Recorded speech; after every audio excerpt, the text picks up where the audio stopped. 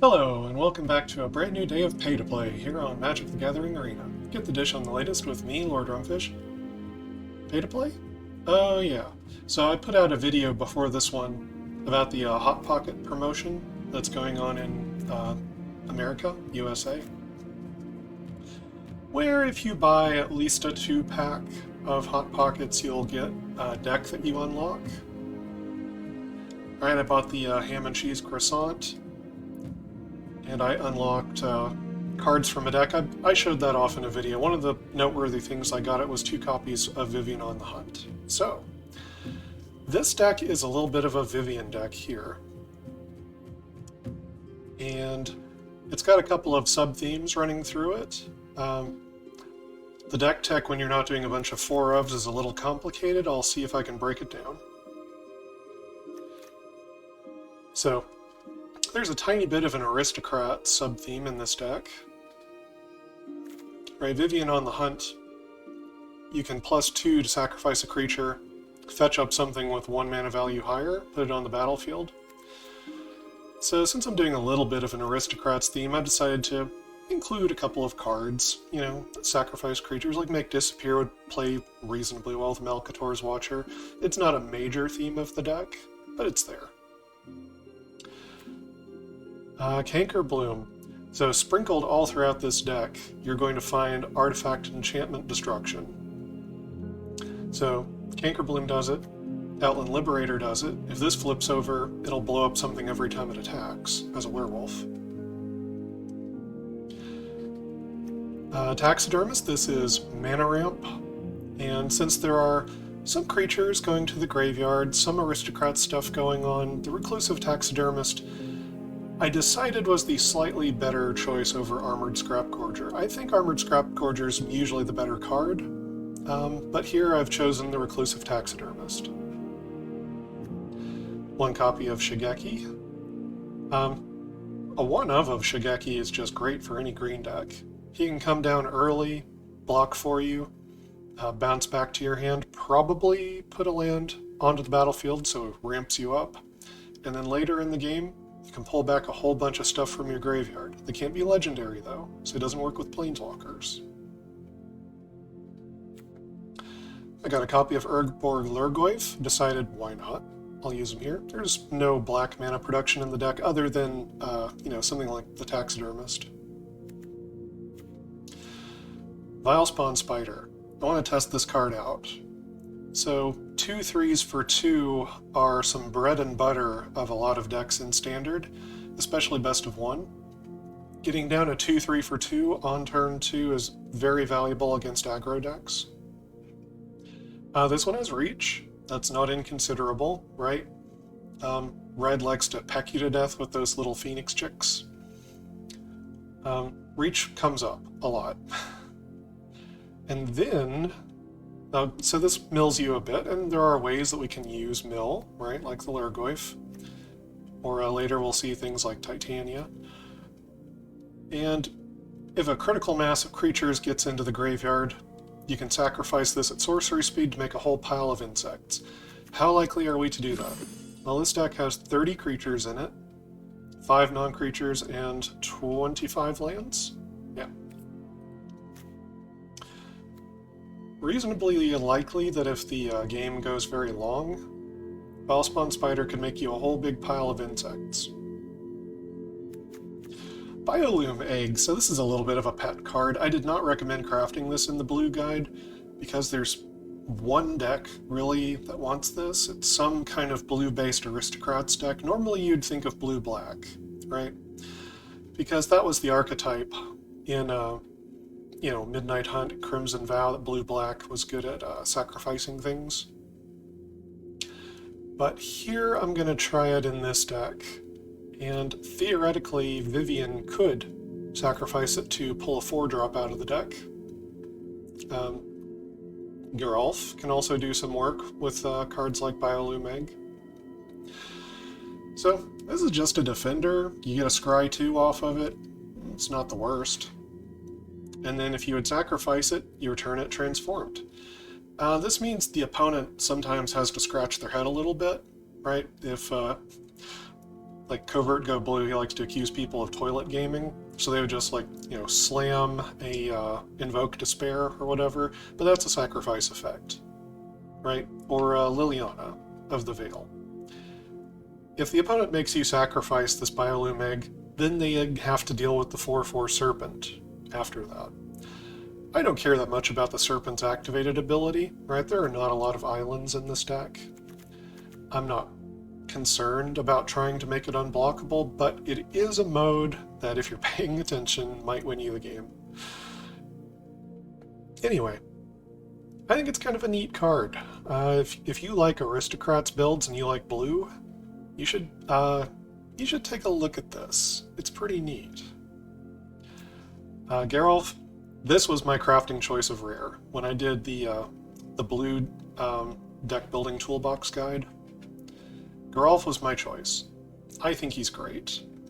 He has a little bit of the effect of, a card that protects another card from a removal spell, but the way he does it is you sacrifice that card and just make a giant flying zombie. Now if they get rid of Geralf, it stops flying, but... And he cares about toughness rather than power, which is interesting. So, there's a little bit of a theme of high toughness in here. I think more so just from, big blue and green creatures than anything else.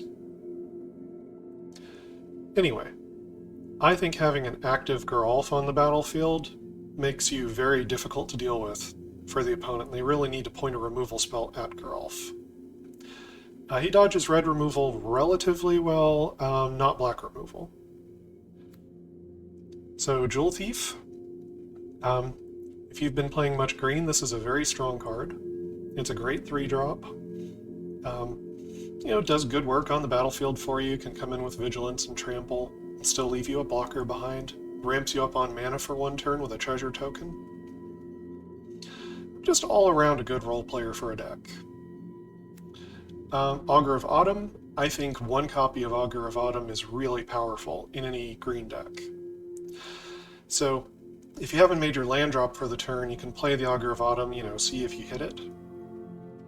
Kind of like red decks do sometimes with their exile effects. And then if you have Coven, which for a deck that's this thick with creatures, Coven's not that hard to turn on, then you can start playing creatures from the top of your library. And there are 30 creatures in this deck. Not that unlikely. So the card advantage you can get off of Augur of Autumn is pretty impressive.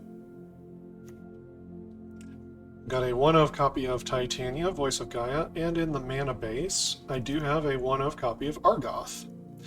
So this is not a Titania deck, right? I'm not trying to flip her over very actively, but the mill triggers from some of the cards like Vilespawn Spider can gain you extra life, or, if you sacrifice a land like Field of Ruin, or I've got the 4 copies of Brokers Hideout, then those are going to be gaining you life off of Titania as well. And maybe, eventually, one day, Titania could come back, flip over. If you're wondering why I don't have Slogurk the Overslime here, it's not because I don't own a copy, I do. But, I was having a lot of trouble getting down to 60 cards, and maybe I chose poorly. Maybe Slogurk should be here. But it's not strictly a lands deck, it's just a sub-theme going on in the deck. Anyway, a 3/4 with reach for 3 is a good body to have on the battlefield against aggro or whatever, really. Mirrorhall Mimic. Having a clone that's this splashable, it's easy to play, and even could maybe have, more advantage on the backside to disturb it. It's not unlikely to hit well from the backside. You have to cast it for the disturb at sorcery speed and get all the way back to your next upkeep. But the front side is a clone, and that's frankly good enough a lot of the time. This deck has a lot of big things it would love to clone anyway. And you could always clone something of the opponent's. So, we'll see. We'll see how it does here. Got a Vivisection in case I don't find the Geralf or the Vivien. Vivisection's another outlet to sack the Biolume Egg. Sawblade Slinger's here as a silver bullet. So if you get Vivien up and running, right, and you sacrifice, say, your Biolume Egg, you want a 4-drop, the opponent's got an artifact on the battlefield, bam. Pull up the Sawblade Slinger, blow up their artifact, now you've got this 4/3 body. And then the egg flips into the 4/4 Serpent. And, you know, maybe you don't have the egg. Maybe you need to sacrifice the Jewel Thief, but maybe dealing with their artifact is that important. Maybe it's worth doing. You know, if they've got a portal to Phyrexia, maybe you're willing to do that. Obstinate Baloth. So this is just a really solid card against aggro. It's also pretty good against Liliana of the Veil. 4/4 for 4 that gains you 4 life.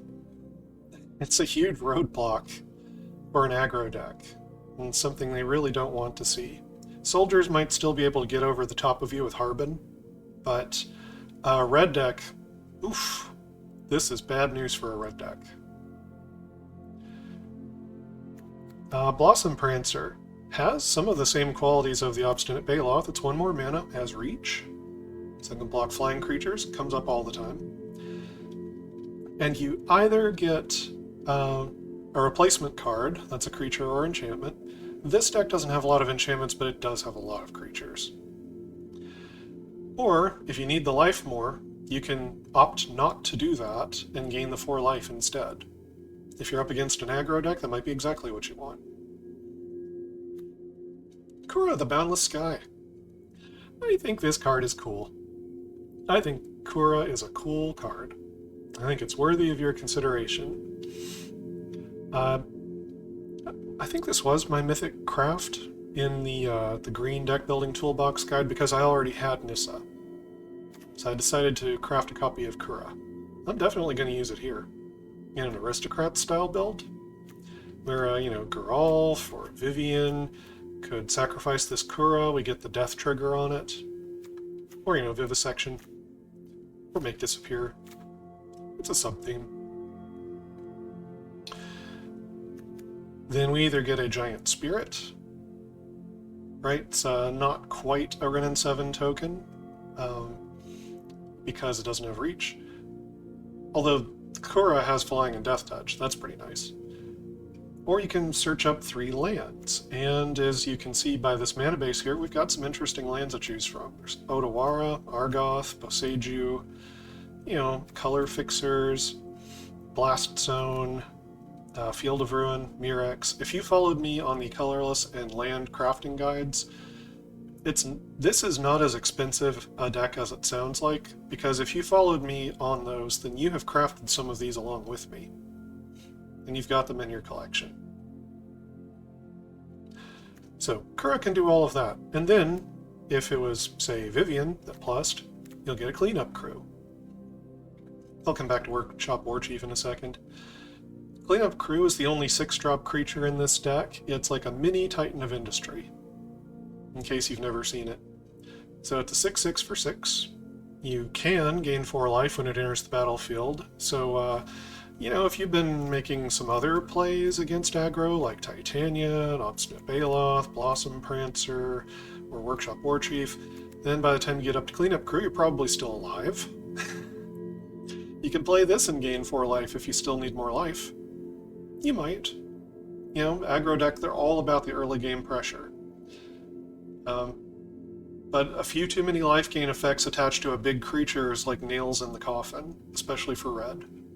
Soldiers are more dangerous, but this can also exile a card from a graveyard. That's very noteworthy on a green card. So you can take their, take some value piece they have out of their graveyard, something with flashback, whatever, and you can also blow up an artifact or enchantment. And very often, that's the mode on the card you really want. So it's not as good as a Titan of Industry. It also, doesn't cost 7 mana. It costs 6 mana. And it's quite good. at that mana cost. And sometimes you don't have the 7 and you've got the 6, and playing the cleanup crew stabilizes you against aggro. So the Workshop Warchief back at 5 here.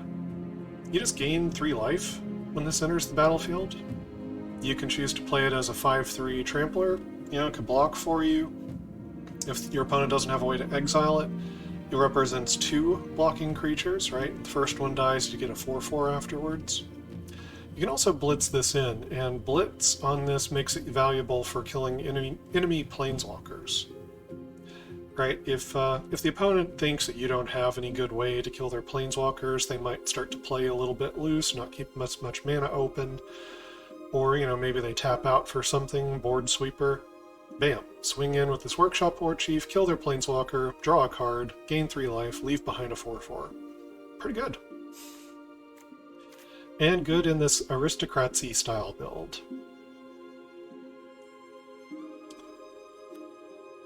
So, Vivien, I've touched on before, but the +2 is the one that does the sacrifice a creature. Search for one with 1 mana value higher, put it straight onto the battlefield. And this deck's kind of built to take advantage of that. +1 to mill 5 cards, put any number of creature cards milled this way into your hand. Also, this deck is built to take advantage of that. Fully half of the cards in this deck, 30 cards, are creatures. So the +1 to mill 5 means you're going to draw 2.5 cards on average. That's just the math. This should be very likely you hit 2 and extremely likely you hit 1. Once in a while the shuffler will get you. But overall, the +1 should be hitting. Sometimes you'll hit, 3, 4, 5 creatures. And her -1 is just fine. Make a 4/4 Rhino Warrior token. Overall, Vivien is a good planeswalker. If Nissa hadn't come along, I would say that Vivien made a very compelling argument of something to put into a green deck. I still like Vivien, so I'm going to use her here. See how she does.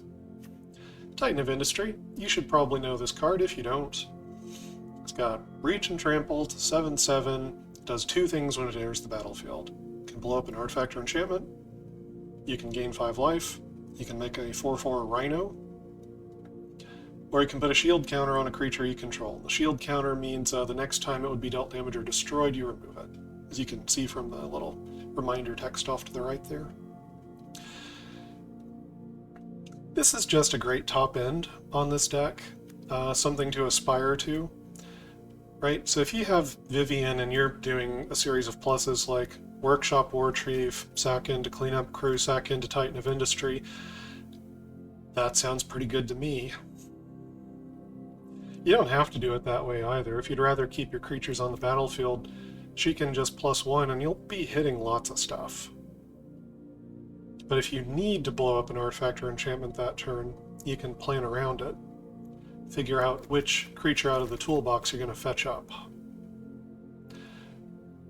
It's one of the other neat things about having one-ofs like Geralf and Titania in the deck. Vivien's a sneaky way to turn your random 2-drops into these 3-drops that you might be liking. But yeah, Titan of Industry. It's a great card, fine card. And then we've got Nissa, Ascended Animist. One of the strongest cards I've seen in a long time, frankly. You can play her anywhere from 5 to 7 mana. Whenever she comes down, she creates increasingly larger creature tokens, which is just phenomenal, just stellar. She can -1 to destroy artifacts and enchantments. There's that sub-theme of the deck again, blowing up artifacts and enchantments. Again, just a stellar ability, great use. And then the -7, there are not that many forests in the deck. Let's see, there's 4 forests. I don't think okay, I've got a couple of Tangled Islet here. So there's potentially as many as 6 forests in this deck. Her -7 is not as strong here as it is in some other decks. So I don't, and Nissa is just kind of a generically good card. She doesn't really fit the theme of this deck, so I've just got the 1-of here. Because she's on color, she's very strong. Alright, think I've talked enough. Let's play some games. Guess I could have talked about the mana base more. Stridarian. Okay, this seems fine. I could lead on the Hideout. I think I'm actually going to lead on the Island. I want to draw more lands here. I don't want to thin the deck quite yet. There's a chance if I, you know, get perfect lands this draw that I could get Titania and gain an extra 2 life off of this. Red? Okay. Alright, there's green. I'm going to play this Taxidermist. Let's see if they bolt the bird, as they say, meaning birds of paradise. Point burn at the mana. They did not. Okay, so what I can do here, play this Titania, this my land drop.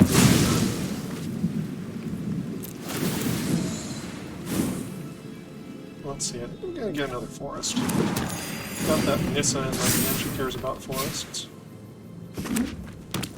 Already got another island. Reckless Stormseeker. No, +1. So it can come in, the chick cannot though. Oops. Breach. Okay, let's see here. Well...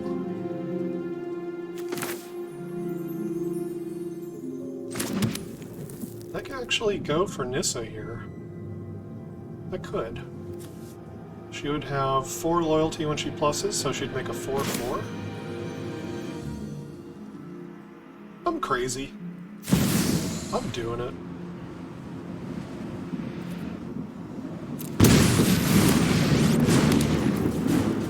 Pyrexia is the end of evolution. Here we go. Fight beside us.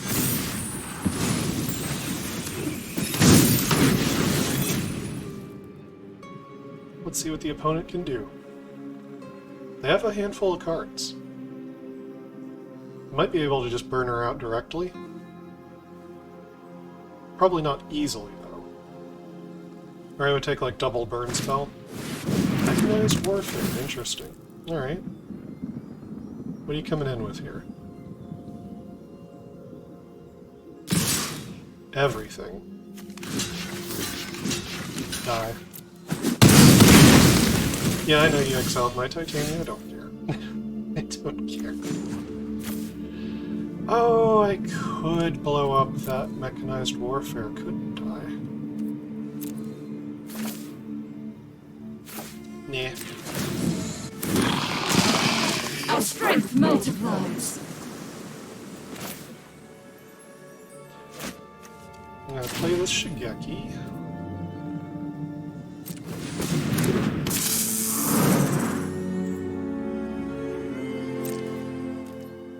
Keep open my mana. I can activate Mirrorhall at the end of the opponent's turn.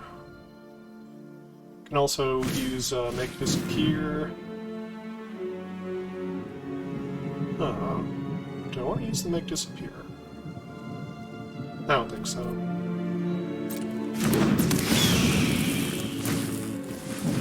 Oh, that one sounds good. I don't want to counter.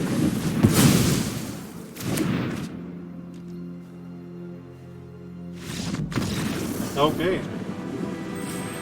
Stridarian picks it up.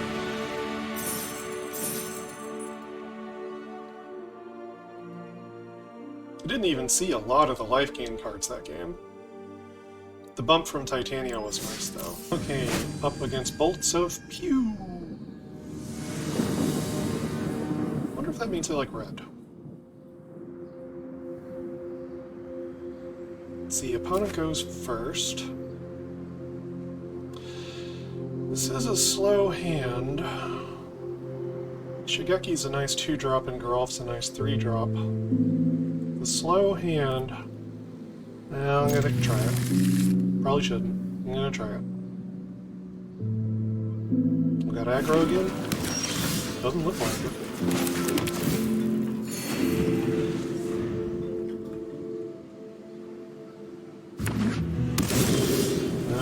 This looks like control. This looks like control. Don't want to thin the lands out quite yet.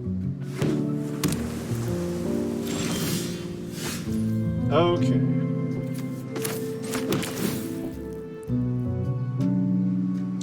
Got a lead on the Vilespawn Spider here. They look like they're itching to counter something. I'd rather they counter the spider than the Shigeki. Or maybe blow up a creature with a removal spell. Alright, so they have Obscura colors, what some people might call Esper.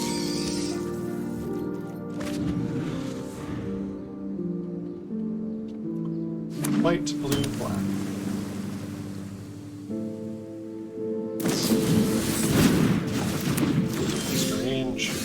Strange choice. They kick Arona's Vortex to send the spider to the bottom. That's weird. That is pretty.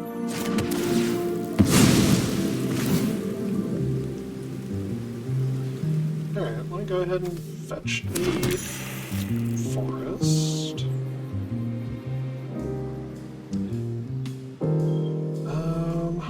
I think I'll get down the Shigeki now. Yeah, it's not ideal if they kill him, but they probably want to. They let me untap, then I can kind of do whatever. Alright. Sphinx of Clear Skies. So, it's flying in Ward 2, Domain. It deals combat damage to a player, reveals the top X of your library. X is the number of basic land types. So what do you got? Looks like 3. Plains, Island, Swamp. So you look at the top 3, opponent separates them into 2 piles, 1 pile in your hand, other in your graveyard. It's an interesting card. It's an E card. It can run you over if you can't deal with it. So let's see. Go ahead and put the land down. At this point I'll fetch up another island. And I can use Shigeki and cast this Vilespawn Spider, doing this. Now that I've got the mana open and Shigeki's not summoning sick, I can bounce him back to my hand whenever. Potentially ramp my mana. Coming in with the Sphinx. So I can decide if I want to block with the spider. I think I will. I don't think I want the opponent gaining traction here.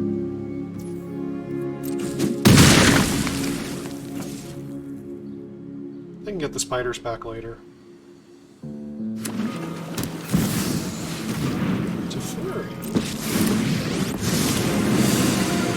The entire multiverse is at stake. I won't back down. Do you plus or minus? Minus. Okay, they're being safe. Nope. It's a land. I'll take it. Nobody knows the past better than me. Okay, so I have 7 mana here. So I could blitz in this War Chief. Actually, I think that's the play. I think that is the play. His trample means that Teferi is dead. Didn't read the card. Tramples. Have to try again.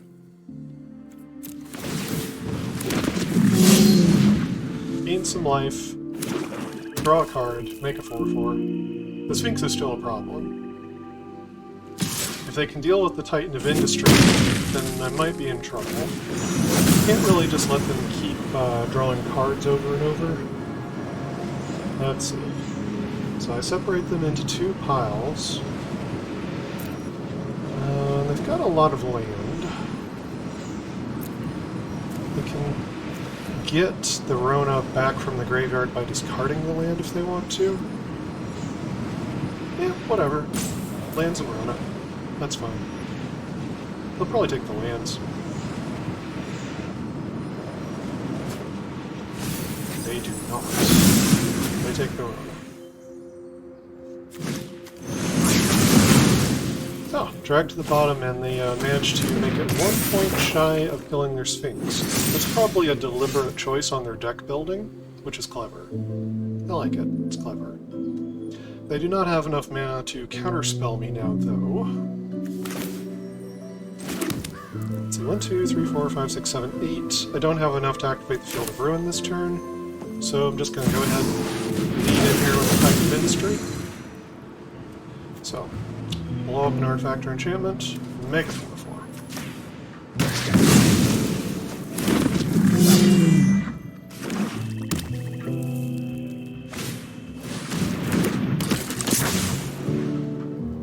They probably don't forget that Titan has reach.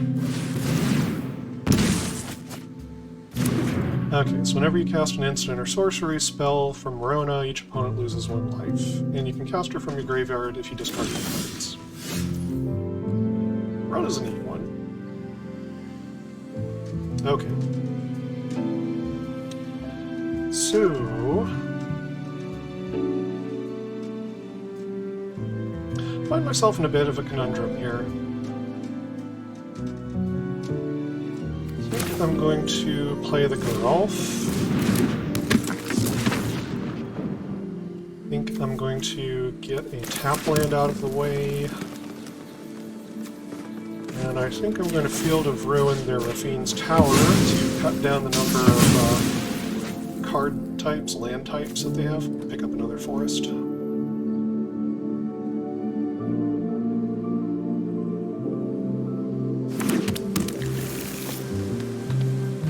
Now, playing the Shigeki, let's see. They've got Island, they've got Swamp.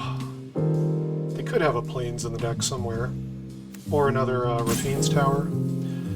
So the way that Drag to the Bottom's worded, it's X+1. So right now they could do -3, -3. That wouldn't hurt Shigeki. That would just kill Shigeki, actually. Yeah. I'll take a little bit of a risk here. This is over-committing to the board slightly. But I'm gonna go for it. Can't use Geralf quite yet. Well, of course they get a shouldered while I've got Vivisection in hand.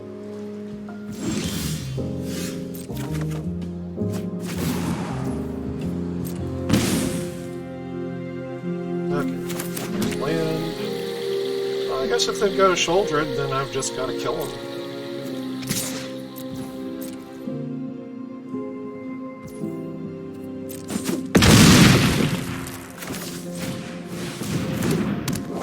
Here's a Blossom Prancer.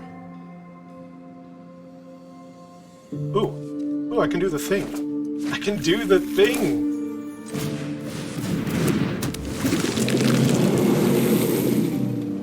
Okay, Blast Zone.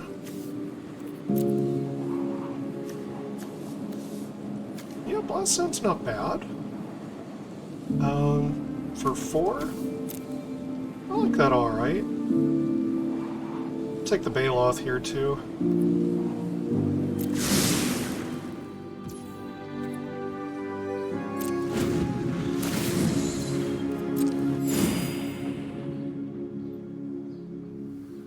So unfortunately I need to let them draw a card with the Sphinx, because I need to pressure them back. I just need to kill them. At this point. With the shouldered on the battlefield, I just gotta kill them.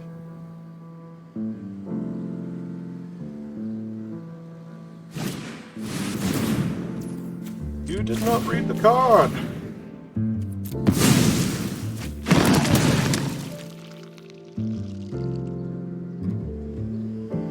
Kind of forgot I could do that. It flies. It flies. Oh, and they're all done. Oh, man. Whew. How can I top that? Alright, I was trying to keep the video short tonight, so I think we're going to quit there while we're ahead. Okay, post-game wrap on Hot Pocket Simic. First, talk about the lands just a little bit more here. So because I'm running the Titania in the deck, I decided I wanted the Brokers Hideouts. That works well with, you know, Titania Argoth plan.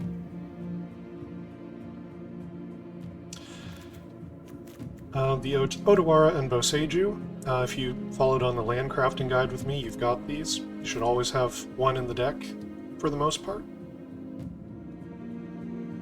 Costs you very little to run them, and they are spell effects as lands that can't be countered unless your opponent has a really funky card that can counter a triggered ability.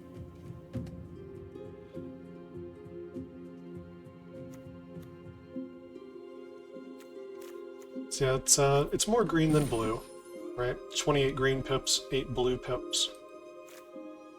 So there's 4 forests, 3 islands, 4 Brokers Hideouts that fetch up basics here.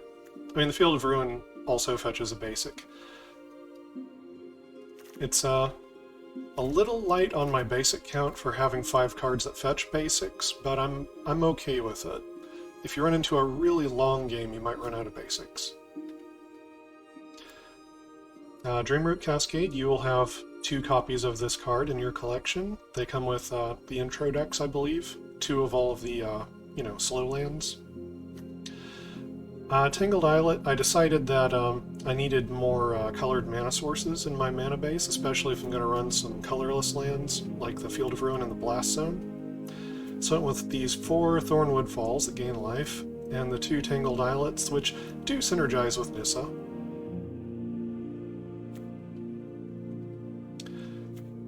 Blast Zone is great. There are all kinds of games it can come up in where you thought your deck did not have an answer, and lo and behold, oh right, you put a Blast Zone in the mana base and you do have an answer. It's really good. It just requires a little bit of thinking. Broker's Hideout, extra life gain, as you saw in the one game, can be even more extra life gain with Titania. Field of Ruin. Against the Esper player, I would say that was legit use of a Field of Ruin. Even more copies of this could probably go well into decks right now because people have really greedy mana bases. And I think Field of Ruin and the other land like it, they can do good work for you. And then Mirrix, what's not to like? So 1 copy of Mirrix, right, the turn it comes down, it can be a mana of any color. And then it's a creature factory for the rest of the game. Having this spot, you know, in your mana base for this kind of spell-like effect is just a nice option to have. Unfortunately, I did not build in a synergy where you could take a token creature and plus Vivien to get a 1-drop. I didn't find a lot of great 1-drops for this particular deck idea anyway. So I know that's not a large sample size of games, but I don't have a lot of time to record. I wanted to show this to you. Hot Pocket Simic, right? Got my Vivien on the Hunt from the Hot Pockets promotion. And I think it's pretty nifty. There's all kinds of different directions you can take this deck in with different one-of cards, your own pet cards that you love. But until next time, stay cool.